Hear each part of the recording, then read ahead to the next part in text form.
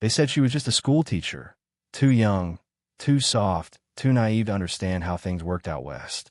But that morning, as the sun cut through the dust of the small frontier town, Miss Eliza Hartley stood alone in front of the saloon, her voice firm, her eyes steady, shielding a trembling Apache boy no older than 9. The townsfolk jeered. Some even spat at her boots. Yet, she didn't flinch, because she knew something none of them did, that this boy's silent suffering was a test, not of his worth, but of theirs.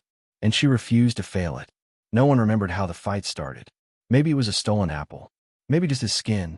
But what everyone remembered, what they would whisper for generations, was how a woman with no weapon but her resolve stood between a frightened child and a wall of hatred. In a place where justice wore a badge and cruelty hid behind a grin, Eliza became a shield. And while the sheriff crossed his arms and looked the other way, she held her ground, knowing the price she might pay would be more than reputation. That night, as the town slept with its doors bolted and its hearts colder than iron, something ancient stirred in the hills. Fires flickered near the cliffs. Drums echoed under the moonlight. And when the sun rose, 200 Apache women, mothers, sisters, elders, descended in silence, their feet bare, their faces painted with reverence. They came not for revenge. They came for honor. And when they reached Eliza's porch, they began to dance. No one could look away. The same people who had cursed her now stood in their doorways, speechless, watching as those women circled Eliza in a spiral of gratitude and tradition. The ground pulsed with meaning. Every movement told a story, not of war, but of peace earned through courage. She had defended one of theirs when no one else would. And now they answered not with blood, but with rhythm, with memory, with grace. In that moment, Eliza wasn't just a schoolteacher. She was legend, a symbol of what can happen when one heart dares to break the rules written by fear. And in the wind that carried the sound of that sacred dance across the plains, the whole town, and every soul watching, began to understand. Sometimes, the smallest act of mercy echoes louder than 1,000 bullets. The day before it happened, Eliza had been reading a story to her students about the great buffalo migrations, how the ground would tremble under thousands of hooves, and how silence always followed their passing. She had paused, staring out the window, as if hearing something the children couldn't. That same quiet wait would return hours later, but not from buffalo. It would come with judgment, from every direction. And all because she chose to kneel beside a boy whose name no one cared to learn. The Apache boy, called Puda, meaning friend to everyone, had been wandering near the water trough outside the general store. His eyes were curious, his hands empty. A group of local boys, rough sons of ranchers and traders, had surrounded him, jeering, calling him coyote, throwing pebbles like they were stones. No one stepped in.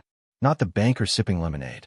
Not the blacksmith pretending to hammer iron that no longer needed shaping. Except Eliza. She had burst from the schoolhouse, her skirt trailing dust, her voice cutting the still air like a whip. "Enough!" she had shouted, placing herself between Dakota and the boys, her back straight as a fence post. The boys sneered and muttered, but stepped away, not because they respected her, but because they feared what would come if she didn't move. The West had rules, but none written on paper, and Eliza had just broken one. Later that evening, Reverend McCready knocked gently at her door. "You gotta let this go, Miss Hartley," he said, voice thick with unease. "It ain't your place to stand up for one of them." But Eliza just stared at him, the lamp casting shadows across her determined face. "Maybe that's the problem," she replied. "No one believes it's their place. And yet, here we are, doing nothing while children are hunted like prey." When she closed the door behind the Reverend, a cold wind swept through the canyon, rattling windows and whispering promises of a storm. Somewhere out in the desert, Dakota's tribe had already heard what happened. The boys' silence had spoken louder than words, and mothers who had buried sons before were now rising, not with rage, but with remembrance, with purpose, with the echo of honor that runs deeper than blood. By dawn, the townspeople were already whispering. A scout from the hills had galloped into town, wide-eyed and breathless, claiming he saw fires lit in the desert in patterns, sacred patterns that meant a gathering. Some thought it was a warning, others a threat, but no one could say why 200 women, adorned in ceremonial beads and feathers, would march toward a dusty town with no war cries, no weapons, just rhythm in their bones. Sheriff Tully stood at the edge of the main road, rifle in hand, shifting uneasily. He wasn't a cruel man, but he was tired of playing referee in a town that refused to change. "They're coming," he muttered, spitting tobacco into the dirt. "And they're not here for trade." But Eliza, watching from her porch with Dakota beside her, saw something else. The way they walked. The steadiness. The grace. This was not a raid. This was a reckoning, not of revenge, but of remembrance. As the women approached, they spread out into a wide circle around Eliza's home. They didn't speak. They didn't demand. They simply began to move, slow, precise steps that sent vibrations through the wood and into the hearts of all watching. Their dresses flowed like the river. Their faces carried the lines of sorrow, strength, and legacy. Every movement was a memory of sons lost, daughters silenced, and of the rare few who had stood with them when no one else would. People stepped onto porches, unsure whether to watch or hide. Even the boldest among them, the barkeep who once chased a man out with a shotgun, stood still, hat in hand. Something sacred was unfolding, and though they didn't understand it, they felt it. A hush fell over the town, the kind of quiet that happens before a storm or after a miracle. And right in the center, Eliza stood as still as stone, a single tear carving a path down her cheek. Dakota reached for her hand. His small fingers wrapped around hers, and without a word, she gave a slight nod to the circle of women. They returned the gesture. It wasn't gratitude. It was recognition, a passing of spirit from one guardian to another. The dance continued, stronger now, echoing against the canyon walls like thunder spoken through grace. And in that moment, the town began to learn what respect truly looks like when it moves in silence. Later that day, the heat rolled in, heavy and dry, settling over the town like a wool blanket soaked in dust. But no one moved. Not the townsfolk, not the dancers. Even the cattle in the pens seemed to understand that something was unfolding beyond comprehension. The saloon had gone silent. Poker hands unfinished, drinks untouched. All eyes fixed on the dirt road in front of Eliza's house, now marked not by conflict, but by grace in motion. Mrs. Calloway, the mayor's wife and longtime bearer of the town's deepest prejudices, stepped off her porch holding a parasol in confusion. She had always spoken with authority, but now her voice trembled. "Why are they dancing?" she whispered, more to herself than anyone else. Old Pete, the trapper who once traded with the Apache before bitterness hardened him, replied without turning his head. "Because she did what none of us had the guts to do." Inside the schoolhouse, children peeked through the windows, their eyes wide with wonder. They didn't fully understand what had happened the day before, but they could feel the shift. Their teacher, the woman who taught them letters and numbers, had become something else. A protector, a bridge. And though they didn't yet have the words, they understood one thing deeply. Justice had a shape, and today, it looked like a circle of women and the woman they danced for. Meanwhile, Eliza stood still, her heart pounding like a drum in her chest. Each movement of the Apache women carried a message deeper than language. They had come not to scare or shame the town, but to show it, to imprint upon its soul the memory of what it meant to honor courage when no one else would. And in that desert light, under a sky so wide it swallowed doubt, even the hardest men began to soften, not with weakness, but with realization. Among the watching crowd stood young Clara Wills, just 13, who had always been told to look down, stay quiet, keep her place. But when she saw Eliza, her chin up, her back straight, her soul surrounded by dancers, something inside Clara shifted. That night, she would write in her journal, "Today I saw what a hero looks like." She didn't wear a badge or carry a gun. She just stood between a boy and a world that wanted to erase him. Word of the event traveled faster than the railroad.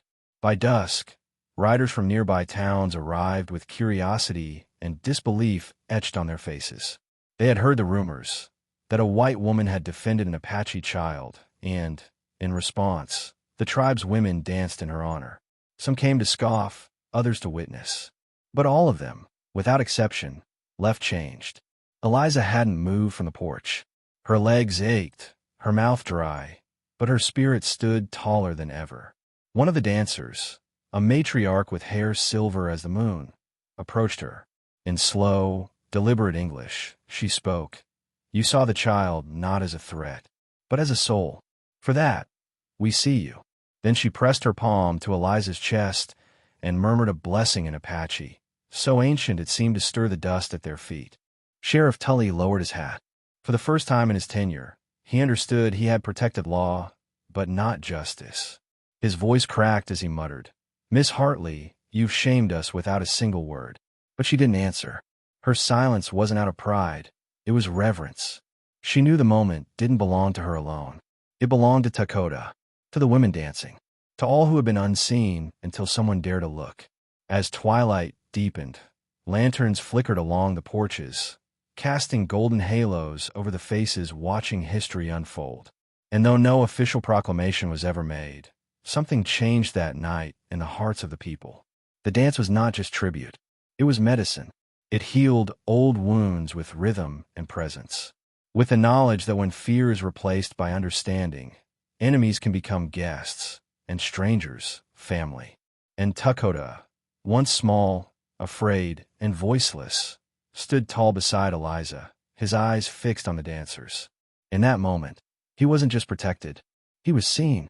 And from that day forward, whenever he walked through town, people made way, not out of obligation, but out of something stronger. Respect born not of blood or treaty, but of the memory of that sacred day when 200 women danced truth back into the soil. By the 5th day, the dust had long settled, but the town remained changed. No one spoke of it directly, not in the way folks talk about harvests or cattle drives, but the silence held weight. A new kind of silence, one woven with reverence, with unspoken questions, with a faint echo of drum beats still lingering in the wood of the schoolhouse floor. Eliza resumed her lessons, but now, every eye in the room held a new light. The children looked at her not just as a teacher, but as someone who had done something when it mattered most. The general storekeeper, Mr. Breck, once proud of keeping Indians off his porch, now greeted every passerby with a nod, Apache or not. His shift hadn't come from understanding. It came from watching his wife weep at the dance and realizing how little he knew about dignity. Even the banker, who had scoffed at Eliza's defense of Dakota, left a fresh blanket on the steps of the reservation the following week. No name, no message, just a quiet offering. One night, around a communal fire near the edge of the settlement, Dakota sat beside his grandmother, the silver-haired woman who had blessed Eliza. "Why do they dance?" he asked softly. Her eyes shimmered in the firelight. "Because the earth needed to remember," she said. "And because when a soul lifts another from the dust, the wind must carry that truth far." He didn't understand all her words yet, but he felt them in his bones, the way boys remember thunder long before they learn to count storms. Back in town, Eliza received a letter from the district council. It was formal and curt, questioning her unusual involvement in tribal affairs and warning her about stirring unrest. She read it once, folded it neatly, and placed it in her desk drawer beneath a drawing one of her students had made, a stick figure of her standing beside Dakota, surrounded by feathers and suns. That paper meant more than any council's threat. It was proof that the next generation already saw differently. And so, life moved on, but never backward. The town still had its faults, grudges still simmered, prejudice still lingered in dark corners, but something had taken root. A seed, watered not with speeches or laws, but with a single act of defiance and the sacred movement of 200 women who came not to fight, but to remind that even in the heart of the Wild West, compassion could stand taller than fear. Weeks later, a traveling painter named Silas Boone arrived in town. He was wiry, sun-browned, and known for capturing the soul of the frontier in brush and oil. He had heard whispers of the dance that changed a town, and though many brushed him off, one story kept surfacing, the tale of a woman who shielded a boy, and of 200 mothers who answered with grace instead of fire. Intrigued, Silas asked to meet Eliza. She didn't speak much when he arrived, only nodded and poured him coffee. But he watched her closely, the way her eyes held weight, how her hands moved with calm strength. For days, he observed. Then, he began to paint. not from memory or photograph, but from feeling. The result wasn't just a portrait of Eliza. It was a canvas that captured a moment. Her standing firm, Dakota beside her, and a storm of color behind them, representing the dancing women like spirits rising from the dust. When Silas unveiled the painting in the town hall, a hush fell again. Even those who still grumbled about tradition couldn't look away. Something about the brush strokes, the way the skirts swirled in amber and crimson, made it feel as if the painting moved. And in the corner, almost hidden, Silas had painted a single sentence in faint ink. She stood alone. But not for long.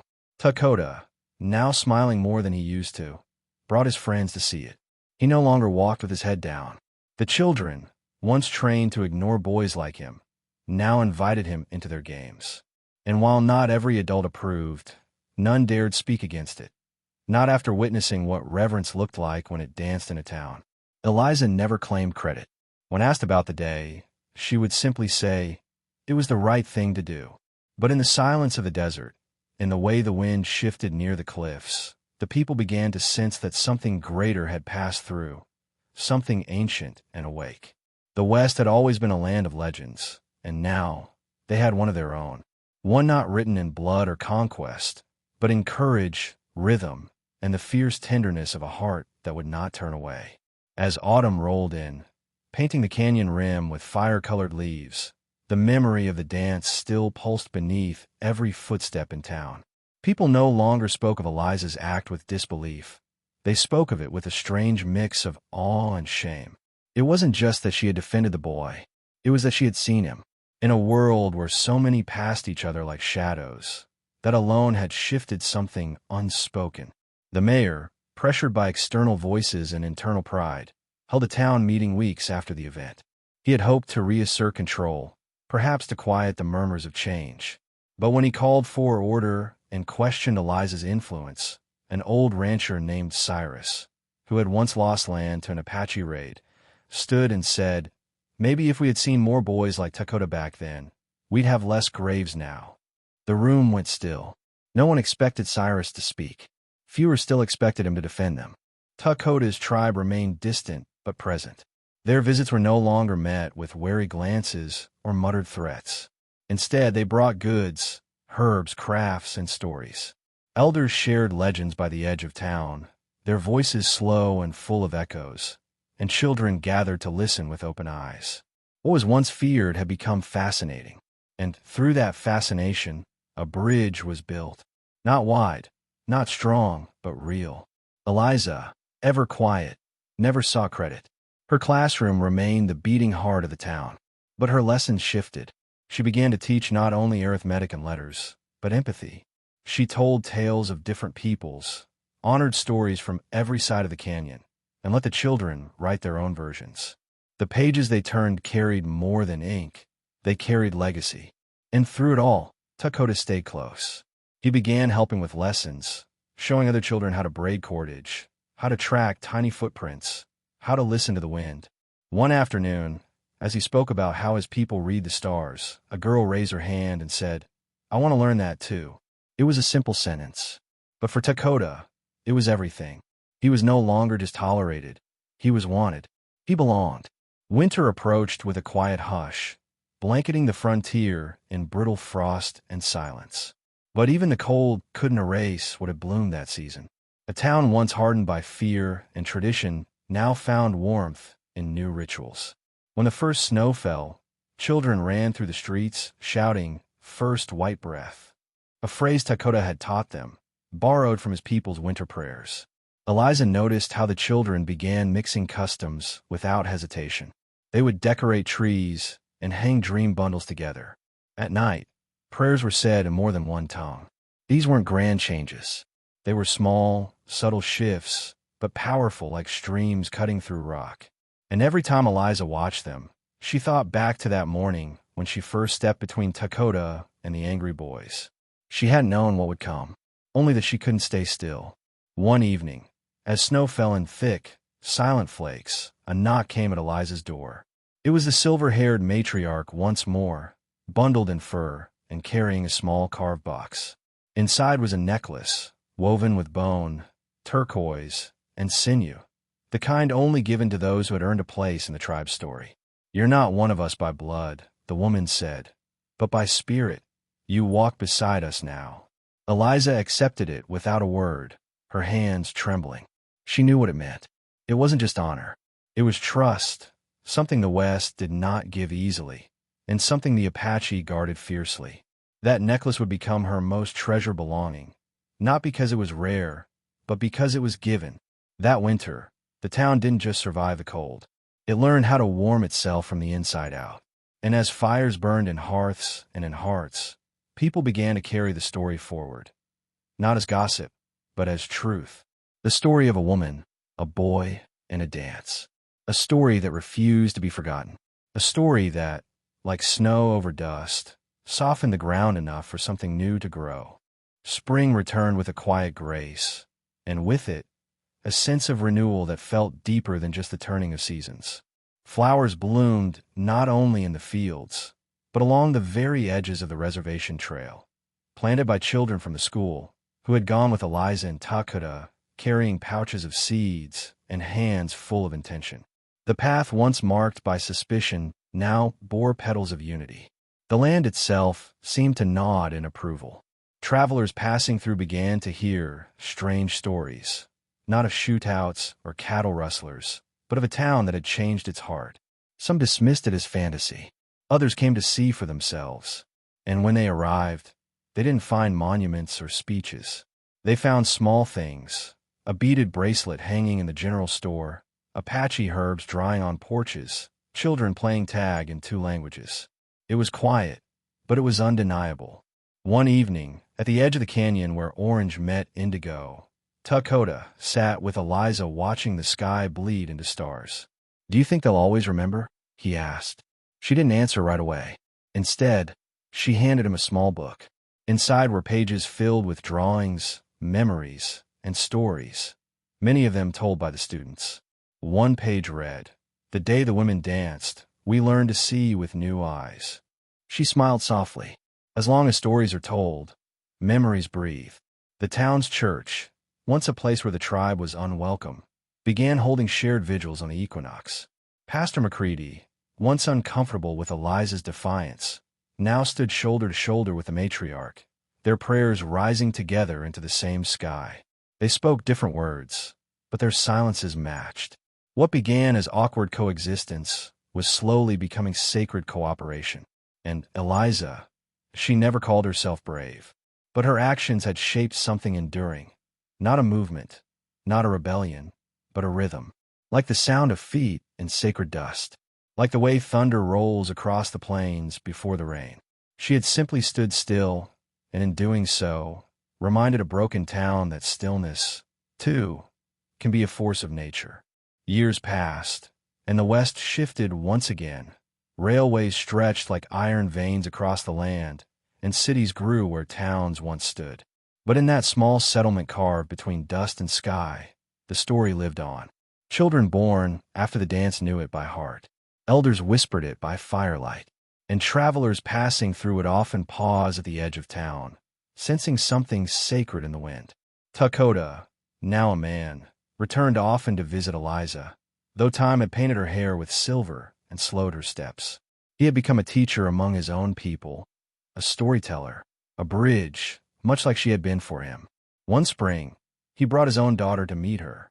The girl, bright-eyed and fierce, looked up at Eliza and said, "My papa told me you made the whole world stop for a moment." Eliza chuckled. "No, child. I just refused to keep walking while someone else was being trampled." The painting Silas Boone had made still hung in the old town hall, though its colors had faded slightly. Locals would pass it and pause, not because it was beautiful, but because it was true. Some who once scoffed at it now brought their grandchildren to see it, telling the tale with reverence they never imagined they'd feel. Even those who had resisted change now saw its quiet power etched in every corner of their lives. One summer evening, during a festival that blended Apache tradition and settler custom, 200 candles were lit in a circle at the town center. No one needed to explain the number. Everyone remembered. The candles flickered like dancing feet, their light reflecting in the eyes of the old and young alike. It was not a reenactment. It was a living tribute, a vow to never forget what had been born from courage and carried forward by grace. And as the stars blanketed the vast western sky, one could almost hear it again, the soft echo of drums, the rustle of skirts over sand, and the heartbeat of a town that had once been hardened by silence, now forever shaped by a song of memory. A song that began the moment one woman chose to stand still, and in doing so, move the world around her. What happened in that town wasn't just about a boy or a dance. It was about what unfolds when a single act of conscience breaks through generations of silence. Eliza didn't change the world with speeches or revolutions. She changed it with a moment of stillness. One moment where she chose to stand between harm and innocence. And in doing so, she awakened something long buried, not just in Tuckota's tribe, but in the very soul of a town that had forgotten how to feel.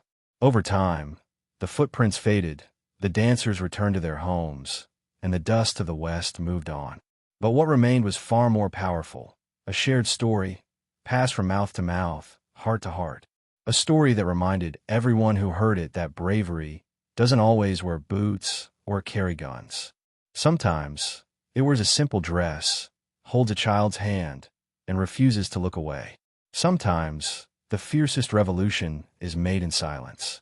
This tale, like many born in the Old West, began with conflict. But unlike most, it ended with grace, with transformation. And it teaches us that even in a place hardened by fear and pride, kindness can still carve new paths through stone. The dance wasn't just a thank you. It was a declaration that goodness matters, that the eyes that see us, truly see us, carry more power than any sheriff or judge ever could. Let this story echo in your own choices. Ask yourself, when the moment comes, will you be one of the ones who turn away? Or will you be the one who steps forward, even if no one follows? Because sometimes, the world doesn't need a crowd. It just needs one person to do what's right when it would be easier to stay quiet. And in that choice, a legacy begins, one that can ripple through time like the drums of 200 women beneath a rising sun. If this story moves something in you, if it made you feel, think, or remember, consider joining us here. Subscribe to the channel to hear more untold stories that deserve to be heard. Like the video if it stirred your heart, and share your thoughts in the comments. Your voice matters. Because the world still needs storytellers, and it still needs hearts that refuse to stay silent.